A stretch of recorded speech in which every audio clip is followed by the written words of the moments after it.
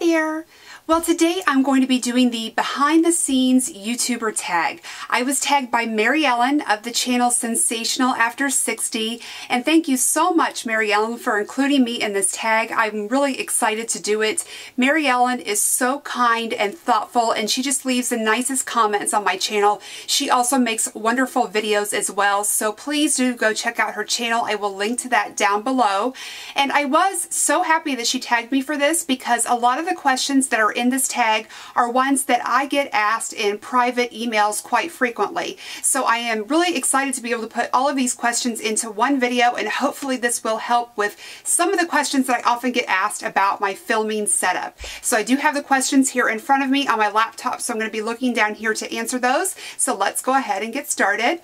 The first one is, what camera do you use? Well, I use a few different cameras, but the primary camera that I am using to film in this space is a Canon Rebel T5i. For my vlogging, which I do from time to time, I use another Canon camera. This is the SX280HS. I initially really liked this camera, but I've been having some problems with it, one of which I'm actually going to have to send back to the factory to get repaired. So I'm not thrilled with it. I am thinking about getting something a little bit different. It's a good camera as far as the shots and things like that, but I am having some technical issues with it as far as its battery life notification and things, so it's not something that unfortunately I can recommend. But the T5i that I use for filming in here is amazing, and I really do love that. The other camera that I've actually been using recently is on my iPhone 6. I've been using this more and more for taking photos of, well, of course, Instagram photos, but also I've been able to take photos of other things that I'm incorporating into photos that I put within my videos. So this has a really great camera on it, so I've really been enjoying using that, and it's very easy to use. Okay, what editing system do you use? I use the iMovie system that came on my MacBook Pro. They periodically put out some updates for that, so right now, don't hold me to this because I am not good at knowing about software details, but I believe it's the iMovie 10, and I just did the update a few months ago, the one that they sent out for free, so I updated everything at that time. It changed quite a bit about the software, but it was pretty easy to pick up on, and watched a lot of videos to be able to get the hang of it. So now it's a little bit more smooth. I could stand to learn a few more things about it though. Next question is about lighting. So it says, do you use artificial or natural lighting? I use entirely artificial lighting here in this filming space. So I have two soft boxes that are on either side of me. I purchased those from Amazon quite a while ago, and they don't even have a name brand. They are just called soft boxes, and I don't even remember the store that I purchased them from because it's been such a long time ago, but they're pretty easy to find if you just search for soft boxes. Mine are a little bit large for this space. I'm not entirely happy with them. They're more of a rectangular shape, and they do take up a lot of room in here, but they are reliable. And I use a combination of bulbs, fluorescent bulbs that I purchased from Home Depot. So I used some daylight bulbs and then some more cool bright white bulbs, and so I had to play around for a really long time with a combination of those bulbs to figure out which would give me the most balanced light. More recently, I purchased a Nova or Supernova light ring, I believe this one is called, which is right here in front of me. This sits around my camera, and so my camera sort of shoots through it, and this gives me a really nice soft focus. I really like the lighting that comes from this. I think it's a lot more easier to get my white balance on my camera. It's easy to adjust, and I think it gives me the most flattering light that I've had in a while. So I really enjoy that. I will try to put a link down below to this particular light. The soft boxes, I would just search on Amazon for those under soft boxes. And of course, when I'm filming out in my kitchen doing recipes or vlogging, of course, that's all natural light, but in here, that's the setup that I have. Okay, the next question is, what's the top item on your filming wish list? So this would be equipment, products, etc. I don't have any equipment that I really want right now. The top of my wish list is definitely to get a better blog setup and a banner for my YouTube channel. I'm not really good at doing those types of things. So my current blog, I've done everything on that myself, but I think it's time to get some professional assistance with that and get someone to help me. I am having trouble coming up with my vision of how exactly I want that to look and how I want my banner to look, but I'm also in the midst of changing my channel name, so I want to be really confident about my channel name before I go to any of the trouble or expense to get the blog and everything else set up. So kind of in the process of doing all of that right now, and it's a big undertaking for me at least. The next question is, what is your favorite day of the week to film? I absolutely don't have one. Our schedule is variable, I should say, around here. So I don't have a traditional Monday through Friday schedule here. It's different every single week. So I have to film when I have the time. So I don't get into any set schedule, unfortunately. I'm someone that really thrives on organization and a schedule, but it's just not possible with our lifestyle, so I just have to film when I have the opportunity. Okay, so the next question is, do you plan your videos? If so, how? I do plan, definitely. I like to plan out my videos and know what I have coming and get my thoughts organized, and then when I have the opportunity to film, all of that work is done beforehand so that I can just sit down and talk to you. So I have a couple ways that I do that. My Erin Condren Life Planner, this is my main method of organization. I plan out my videos on my month at a glance in this. I plan my favorites in here. There's a great spot for my favorites. And then I also have a section here for notes at the back where I can just brainstorm ideas. I try to take this planner with me a lot of different places. So if I have to go to, say, a doctor's appointment and I've got time to wait, or anywhere I know I'm going to be waiting, I like to bring this with me, and it gives me a really good opportunity to just brainstorm ideas. And then sometimes ideas just come to me from all sorts of things. I'll be out and about, or I'll see something and I'll say, hey, you know, maybe they'd be interested if I talked about this or that, or maybe I'll do a top 5, or I recently did a top 10 drugstore products, or just sometimes ideas like that come to me, and then I will brainstorm them and kind of solidify the idea a little bit more. The other thing that I do for specific product reviews is I have this index card system.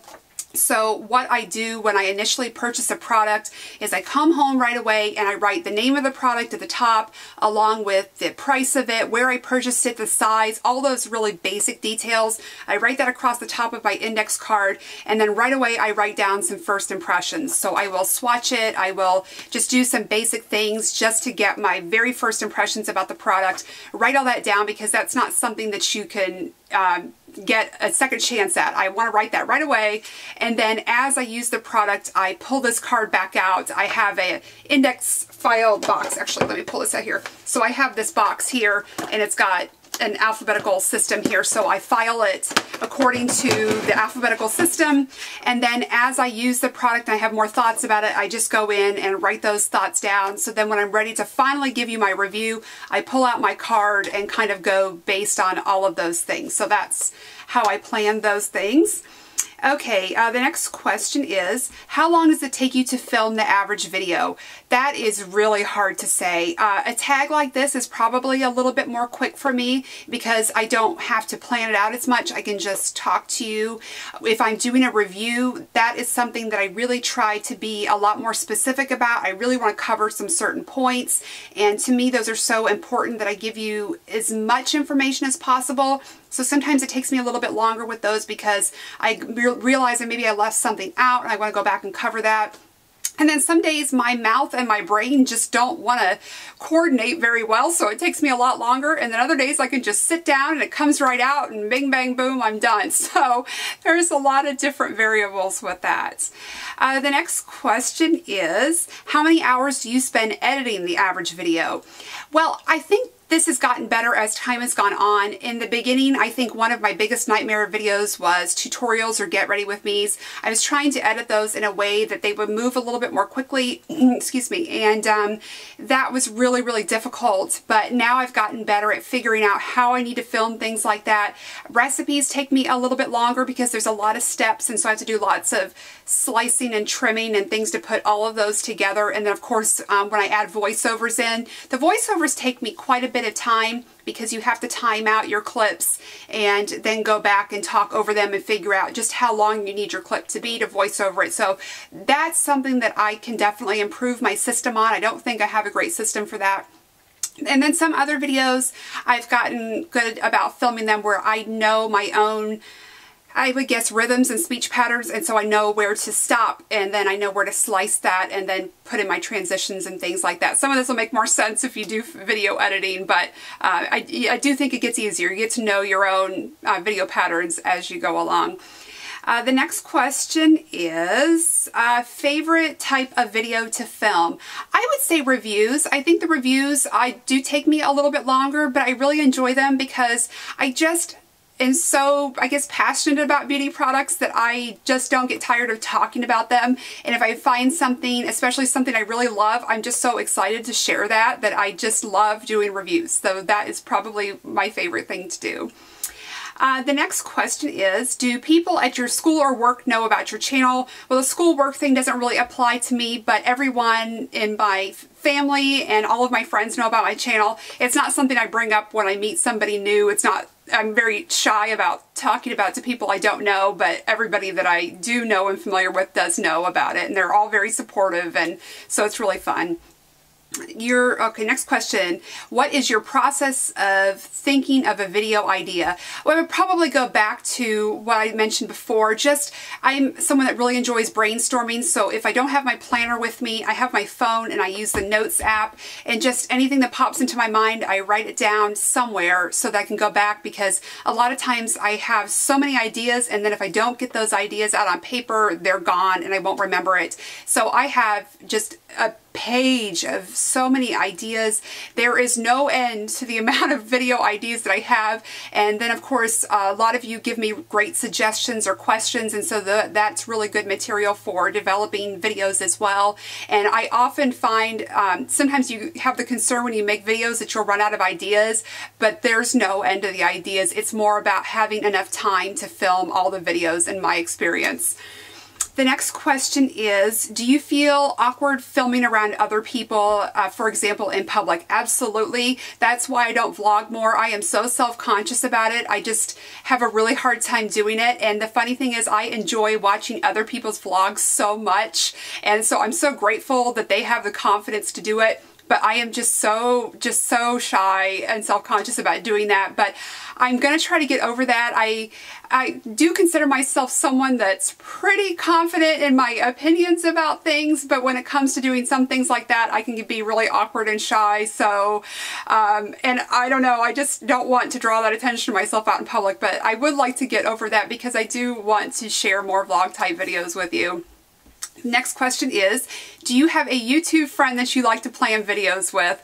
Well, I don't know about planning our videos together unless it's a collab, but Elle at Elle is for Living is one of my great friends, and we bounce a lot of ideas back and forth off of each other, or I'll say, this is what I'm thinking, tell me why this won't work, and then she'll give me some feedback and say, well, that's confusing because of this or that. So that really helps, because sometimes you can come up with a video idea about something and it just seems so clear to you, but then when you bounce it off of someone else, they say, well, that doesn't make sense, or that won't work because of this or that. So that's really helpful to have a friend that also makes videos to really understand that. And also my husband, he is great about that. He's always got such fantastic ideas. He's so smart, and he has his hobby channel as well, and so it's really great to be able to bounce ideas off of him. And he's really my tech guy. He has helped me so much with camera issues and things like that. So I do have a funny story for you about this camera. My camera has greater capability as far as resolution than what I use,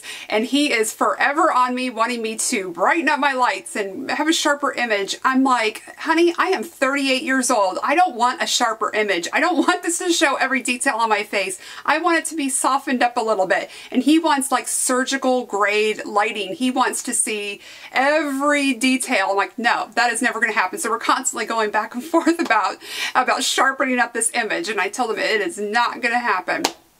Okay, the next question is, what is your subscriber goal by the end of the year? I would like to get to 10,000 subscribers, but I also have to say that that really only has meaning, I think, to the YouTuber. It really doesn't really have any meaning as far as your success on YouTube. The most important thing is that people just like your videos and enjoy them, and they feel like they get something out of it, whether that's entertainment value or information or whatever the case is.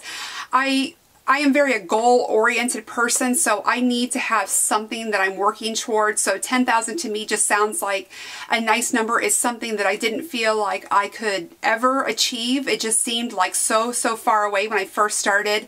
And then as I creep a little bit closer, it does seem a little bit more exciting to get to that. But if that doesn't happen either, I'm totally fine with it. But I do like to make goals for myself just because you feel like you always have something that you're working toward. And then finally, the question is, who do you tag to do this tag next? Well, I want to see Elle do this tag. I think that she has probably some great information about how she films her videos, so I would really like to see her do this tag. But I would also like for anyone that makes videos to do this, because I think it's a really great way to share information. We all have different methods, we have different creative ideas and different technical suggestions, so anybody that makes videos, I think it would be wonderful if you would share your information with all of us so that we can all improve. So that is it. I thank you so much for watching, and I hope to see you very soon. Bye-bye.